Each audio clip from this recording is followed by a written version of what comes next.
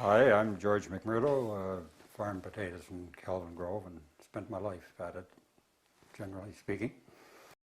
Pretty well George since previous. McMurdo was a pioneer in PEI's my mind. important seed potato industry. I guess when I would be about 5 or 6 years old, we used to go out and pick them into baskets, and they were dumped into bags and hauled into a lot of times into a house cellar or a small storage. And that went on for a number of years until about 1960, I guess. And I don't know about other young fellows, but I always liked to try to emulate my father. And that's what he was doing. And I'd go out and do the same thing.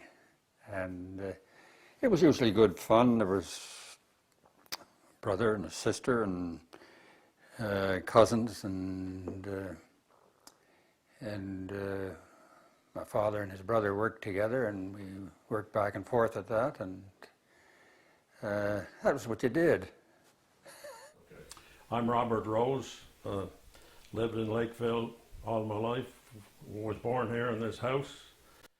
Robert Rose spent a lifetime on this farm in Lakeville, working first with his father, now with his two sons. If you want to hear a good story about the old days, there's a house over in South Lake, right near the corner there, and of course everybody had potatoes in their house cellars back then. In 1958, I had the first closed-in truck in the East End to haul potatoes, and I got a hay escalator, and I rigged it up that we could put bags of potatoes on it, and I put the escalator on the roof. And of course, when you got to a farmer's house, you had to get up on the roof, shove the end of the escalator down so the crew could catch it. But anyway, this was before escalator time. One miserable stormy day in the winter when it was drifting and snowing some, the late Freeman Mossy called me at noontime and he said, "Robert, there's 200 bags of potatoes in the house cellar up at Stanley Fisher's. I just got the plow to open the driveway. The driveway was full of snow. I just got the plow to open the driveway and I want you to go right over and take them out." So I went over with, I had a man hired and he had a man hired. So there was three of us went. So we backed up to the cellar hatch, and them two fellas carried up them 275-pound bags of potatoes, and I was in the box, really not knowing, not looking too much at what the weather was doing. So we got the load on, and we shut the doors, and we started ahead, and the lane was blocked solid. Couldn't get out. We must have got a hold of Freeman Mossy somewhere, and he said, "Put them back in the basement." So we backed the truck up to the cellar hatch, and put them back in the basement. Now, they probably didn't go back down quite as soft as they come up. I'm Lauren Roberts, and I have two sons farming with this operation, a brother and a nephew, and his father. I grew up on a small potato farm. My father was a carpenter and a small farm, and we grew 4 to 5 acres of potatoes, picked them by hand, so that's where I started. Yeah. Lauren Roberts gave up a steady job working on the ferries to come home to farm when his father died. He and his brother got some helpful advice from a potato inspector. We had an inspector come to us and he says, Leonard and Lauren, he says, "You people should be growing seed. You're wasting money on your smalls." So we started in a seed about in the late 1970s, and we did seed and table.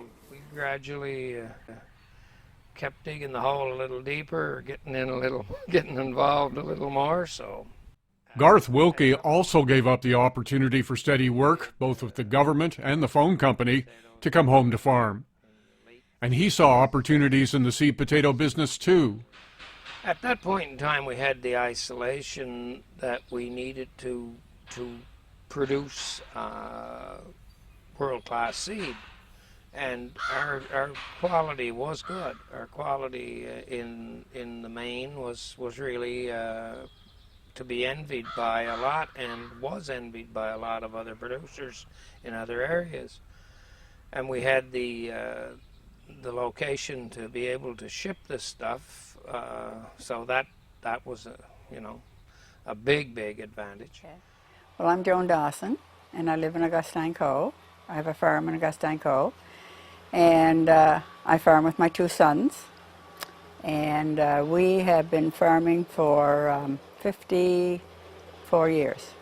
The Dawson farm is very well known for its quality. Joan's late husband, Gordon, demanded nothing less. Well, I think if you want to keep your market, it's the big thing. If you're not putting out a good quality product, then you're not going to sell it. And So these were the roots of PEI's growing potato industry through the 1960s and 70s. A commitment to good quality and fresh table potatoes. Isolation in cold winters allowing the production of high-valued seed potatoes. A competitive transportation system to get the potatoes to the big consumer markets in Canada and the United States. And access to ocean shipping lanes to move potatoes offshore. Hi, my name is Earl Smith. I joined Canada Packers in 1965. I was hired by Dave Logie. Canada Packers, along with a handful of other exporters, traveled the world doing deals that brought PEI potatoes to markets in North and South America, Europe, the Caribbean, and North Africa. You know, we were really getting busy in the export side of the business in Venezuela and those particular countries, Greece, Spain, Portugal, at that particular time. But the majority of the packing at that time in that particular building was done for the Venezuela market with potato crates, as you're aware if you go back to that time. And I can remember, you know, just the handling of those things. They weighed about 127 pounds, and you'd get these guys that were putting them on their shoulders and handling them just like they were a small 50-pound bag of potatoes. So, but yeah, we grew. That's how it grew from the mid 60s. Just kept growing each year. At that time, it was the clean seed that was available from this particular island. It was basically disease-free at that time, and so that really gave us the opportunity. And we had a lot of small growers that would do an excellent job at that particular time as well. So, you know, you couldn't call somebody and get 20,000 bags out of them unless you were doing it at your own packing plant. But you could get 20 growers to do 1,000 bags for you. And you know, at that time they were pretty meticulous in how they graded. They were pretty proud of what they were doing at that particular time, and they were pretty proud of the quality of their seed as well. So that sort of, you know, combination of the local growers, local small growers, and what we were doing ourselves at our own plant, I think made it work for us. And as market opportunities expanded, so did production. Farms were getting bigger, and producers started looking for better equipment. 4 different diggers that I picked potatoes behind, and one was a rooter, and it was just, it went up the center of the row and spread the potatoes out on either side. It was just like 2 plow mold boards together, and it just rolled them out on either side. And then I picked for a neighbor who had a beater digger, and it was a very good one too. It put the potatoes out about 4 rows or 5, and we used to pick sections behind that digger, and usually had pair 2 people on a section. But he was pretty sharp. If there was a good picker, he'd put a poor one with him and try to keep the thing going. And you're saying it was sort of in the 60s when things started to get a little bit more mechanized? I think I'm correct in saying that. We got pickers that hooked onto the back of these elevator diggers, and everyone just rode around the field, and bags were filled and set off or set onto a wagon which would accompany alongside of it. And we used that for a number of years, and then we went to bulk with, they started off with some pretty rudimentary machines and that as well, and worked up some pretty good ones. Donnie Allen came along about then, and he put out some pretty decent machines. Don Allen was a potato grower first, but turned his skills and interest in building better equipment into a major PEI business. You needed the farm to test and try things out that Yeah, that it was a good way to do it. Have the farm and have the machinery business, and the minute that you had something developed, you could go to the field with it and test it out. I know when we built the first 4-row harvester, we started on the 28th day of September. Well, that's right in the middle of the harvesting season, and we took it to the field on I think the 11th of November. Yeah. So between the end of September and We- early November, you built the thing. We built the thing, and at that time we didn't have blueprints. It was just take a piece of soapstone and draw it on the floor and weld it together as fast as you could get the material cut. People that grow up in the business and learn from the ground up. The late Dave Logie was another islander who learned his business from the bottom up.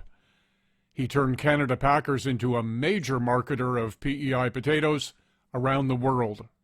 Back a few years ago, there wasn't any Cavendish farms, you know, and there was, they built that plant out there back in, I think in the 60s. But, you know, the volume of potatoes that was processed through the plant was very small. And therefore we had to find markets outside of PEI. Dave Logie generated a lot of business for PEI growers.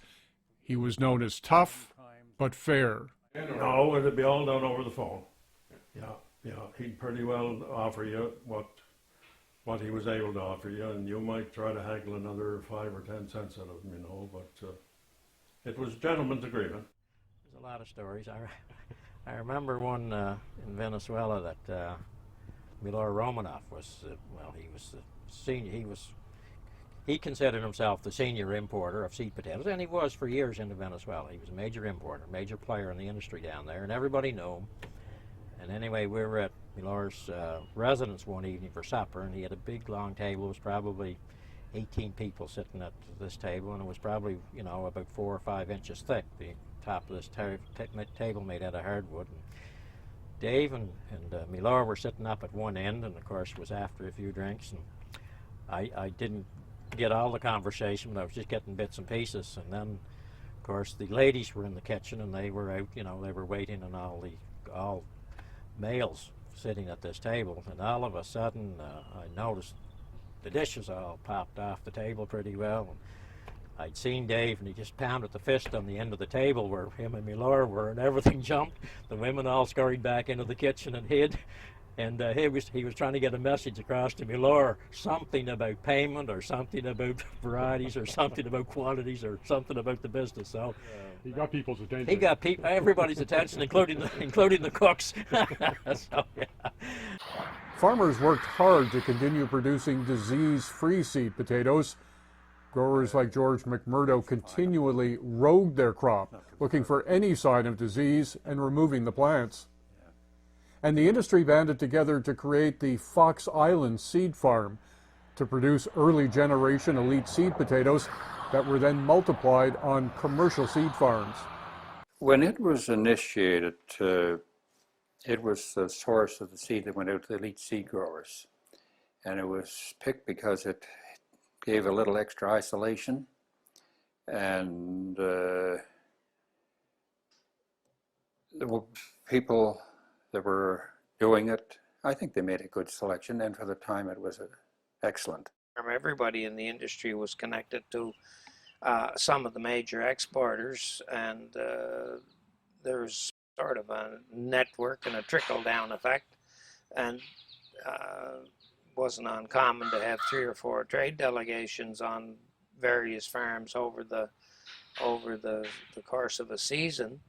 These people were brought in by the marketing board and hosted by either the industry or by some of the people who were most involved in the export deal.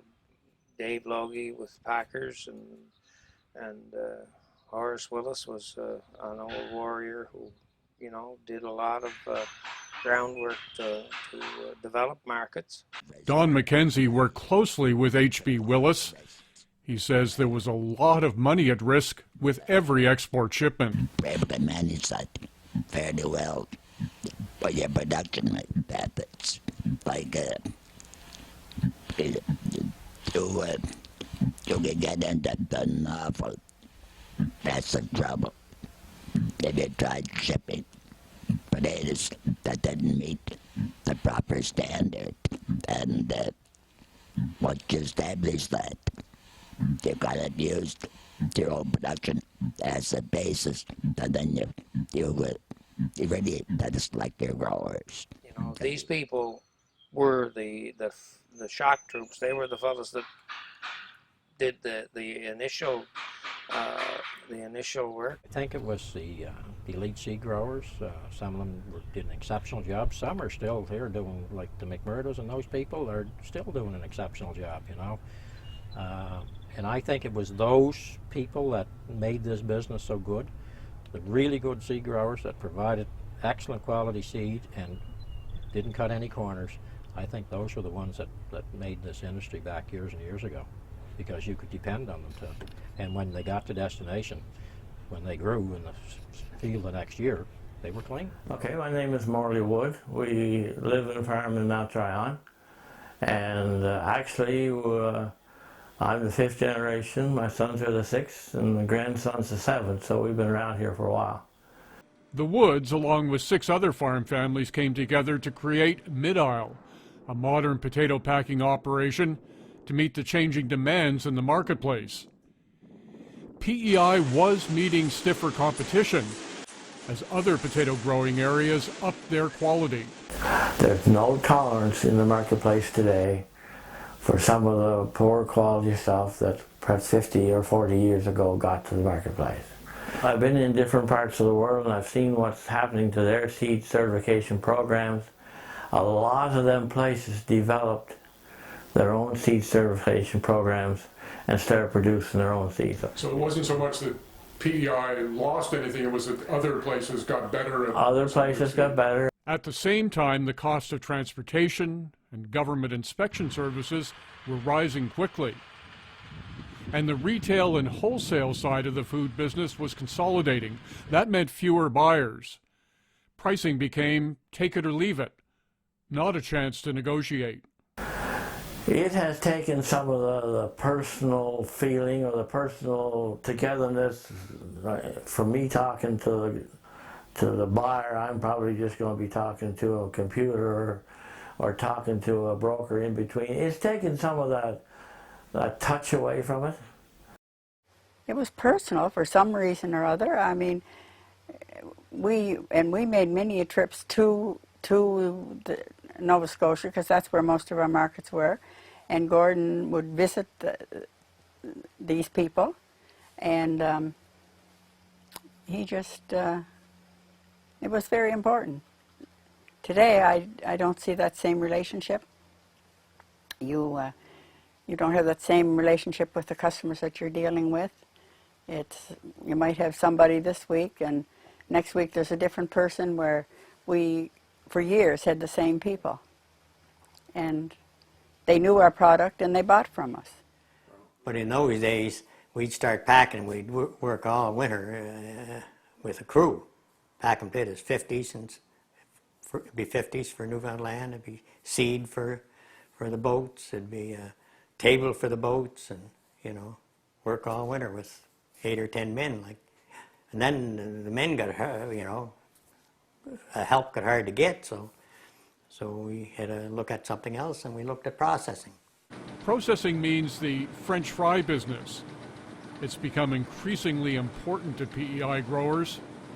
Irving-owned Cavendish Farms became a major player in the frozen potato business just after an obscure potato virus called PVYN was discovered in the early 1990s.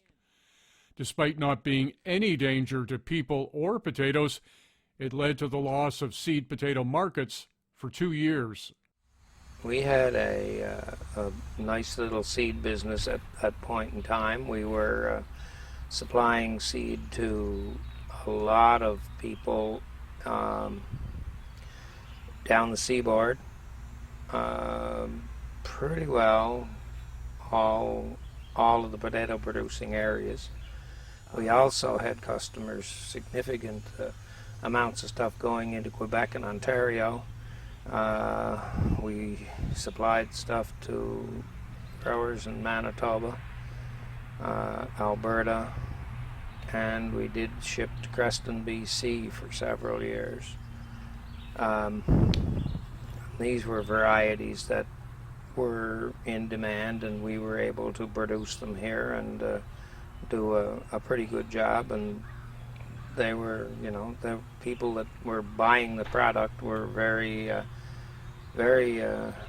satisfied with what they were getting, and we were quite happy with what was going on. When that, we had 53 maybe, or in the vicinity, 50-some active accounts that we were servicing on a yearly basis. When that was all over, we had one. It just stopped everything in its tracks for about at least 6 months on the domestic end, the table stock and seed side of the business, but it really obliterated the seed business in the U.S. at that particular time. We've had some small amounts going to them ever since, but most of their seed now will come out of Alberta or Saskatchewan or Manitoba. Again, freight costs become an issue, but you know, we did have the good clean seed at that time, and I'm sure we would have got another 4 or 5 or 6 years shipping Chapati seed, maybe smaller quantities, but we would have been shipping. So the growers lost probably 3 to 5 more years of profitable shipments to the U.S. at that particular time. So we never really recovered from those. The processing market now consumes more than half of PEI's production. For many growers, the chance to replace lost customers with a reliable local market was critical for survival. And one more benefit: stable contracted prices negotiated every spring. What started me in the processing industry was I had sold a bunch of potatoes to a guy that forgot all about me. Peter Mailman rolled along one day, and I was trying to fix up a cultivator to get something going, and he said, wanting to know what I had for potatoes, and I told him. He said, well, I don't think they're any good for us, what you got, but if you're interested, he said, just plant a different variety next spring, and I'll guarantee you'll get a contract, and I'll guarantee you will get paid. Allison Dennis went on to become one of the most successful process growers on the island.